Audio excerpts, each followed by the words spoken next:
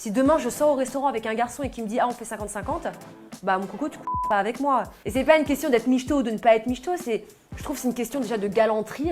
Et si tu veux me séduire, sécurise-moi. Un coup de foudre pour Gabriel? Non, faux. Non, j'ai pas eu de coup de foudre pour Gabriel. C'est un garçon que j'appréciais. Aujourd'hui, on s'entend très bien, mais non, un coup de foudre, non, il en faut quand même plus pour séduire la baronne.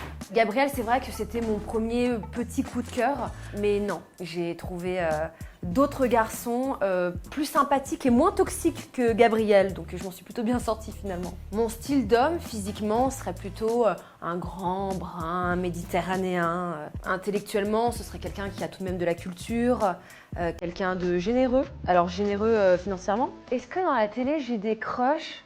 Non, pas vraiment. Si, il y a certains garçons qui sont mignons, mais Nicolo, je le trouve mignon. Il a le charme italiano.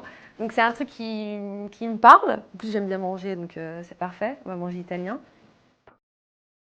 Ouais, vrai. Oui, je voulais rendre jalouse Cynthia parce que Cynthia et moi, en début d'aventure, on ne s'est pas très bien entendu. Donc si j'ai l'opportunité d'embêter une fille que je n'aime pas beaucoup, eh ben, je vais pas me priver. Oui, c'est un peu vrai. Je suis un petit peu venue dans la villa pour faire le taf. J'avais conscience tout de même que mon arrivée ne laisserait pas indifférents certains garçons et certaines filles. Et il y a quelqu'un. Salut. Salut. Solène, enchantée. Quand je la vois arriver, je me dis bon, belle blonde élancée. Après, c'est un petit peu malgré moi. Je ne cherche pas à créer les embrouilles. Je déteste ça, les embrouilles. Je n'aime pas le conflit. Je ne joue pas de rôle à l'écran. En revanche, je pense que sur un tournage et lorsqu'une caméra est braquée sur nous, je pense que oui, notre attitude et notre comportement change un petit peu. Dans mon cas, je dirais que mes traits de personnalité sont plus exacerbés. Ça veut dire que là où je suis taquine dans la vie de tous les jours, je vais être très taquine sur un tournage. Donc, vaut mieux être ami avec moi, quand même. Les couples de l'aventure étaient très chiants, ouais. Soit il y avait des couples où il se passait pas grand chose, soit il y avait des couples où il se passait trop de choses. Et donc ça criait beaucoup dans la maison et c'était très fatigant. Surtout comme j'étais célibataire, ça m'agaçait particulièrement. Alors, vrai, j'ai vu le tatouage de Bastos. J'ai vu tous ces tatouages. Avec Bastos, on se fréquente, on s'apprécie beaucoup et on a quelques projets en commun en ce moment. Non, je ne suis pas en couple avec Bastos, ce n'est ni mon ex, ni mon futur, c'est mon peut-être. Je l'aime bien, mais il n'y a pas... Non, il n'y a rien d'acté. Non mais si tous les garçons à qui j'ai fait un bisou sur la joue étaient mes ex, enfin, tous les garçons de Paris seraient mes ex. Non, du tout. Ilan, c'est faux.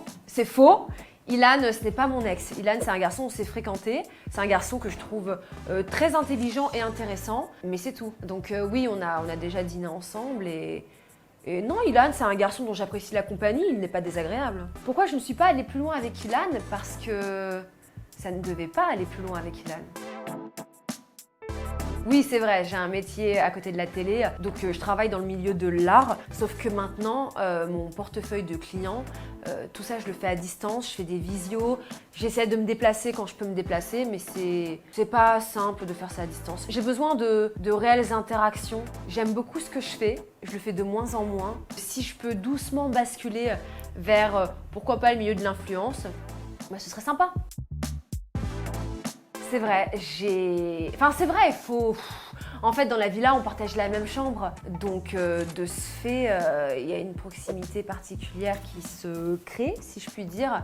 De plus, on avait une relation cérébralement assez complice, je dirais. Donc, c'était l'ordre naturel des choses, je pense. J'aimerais tout de même dire aussi que tout ce qui sort de la bouche de Raph n'est pas à prendre toujours au sérieux. Enfin, il dit beaucoup de bêtises quand même.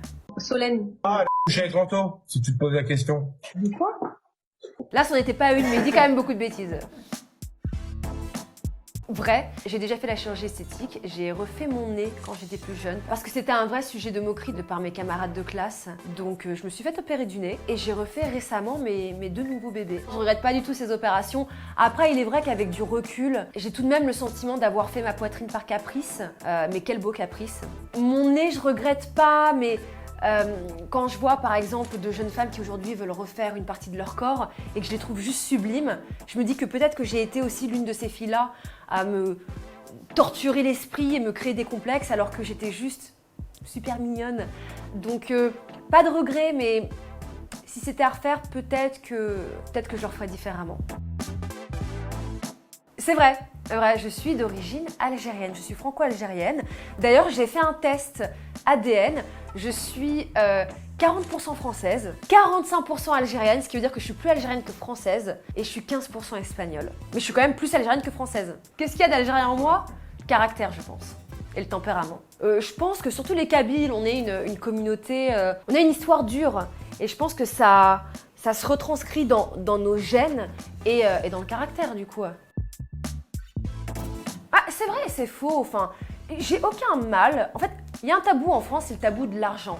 Et lorsqu'on parle d'argent et qu'on est une jolie fille, alors on associe ça au fait que c'est une michto. Et je trouve ça dommage. Je trouve ça dommage. Et en fait, aujourd'hui, lorsque mes détracteurs disent que je suis une michto, j'aime leur donner raison. Parce qu'en fait, si je venais à leur donner des arguments en leur disant « mais non, mais je suis pas comme ci, je suis pas comme ça », c'est comme si je tentais de trop me justifier en fait que je suis pas michto. Donc en fait, vous avez raison. Je suis michto parce que j'assume le fait que j'aime l'argent, que j'aime faire de l'argent, que je travaille.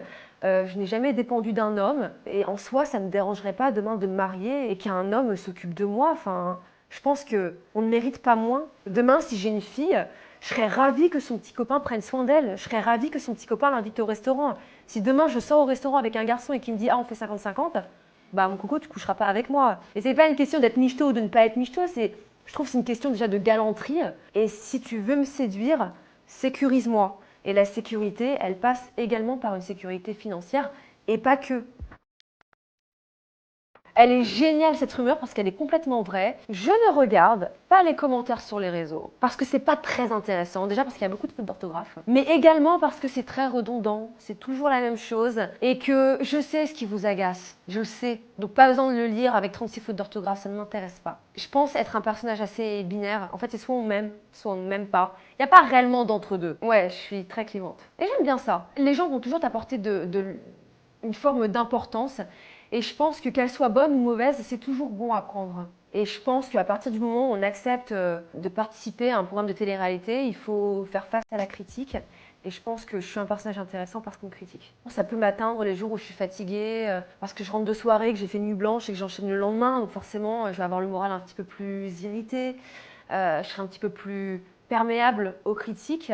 Mais j'ai organisé en fait mon téléphone, mes réseaux sociaux, mes fréquentations pour n'être entourée que de gens positifs et bienveillants. Donc tous les commentaires négatifs, en réalité, je ne les lis pas parce que moi, je ne me donne pas la possibilité d'y aller. Et ça m'arrive tout de même parfois de regarder les commentaires négatifs et ça m'amuse beaucoup parce qu'il y a beaucoup de choses fausses. Mon entourage se tient loin des réseaux sociaux parce que mes parents ont 60 ans, donc ils ne sont pas sur les réseaux sociaux. Mon père, ça l'amuse beaucoup. On en rigole parfois. Parfois, je vais voir mon père et je lui dis « Papa, je me fais éclater sur les réseaux sociaux en ce moment. » Il me dit « Mais toi aussi, je vais la chercher. Oui. » Donc on en rigole beaucoup. C'est un sujet de moquerie et ma sœur, on a 10 ans d'écart, donc elle est plus portée justement sur les réseaux. Elle, ça l'entend pas, pareil. C'est elle-même qui me dit que toute attention est bonne à prendre.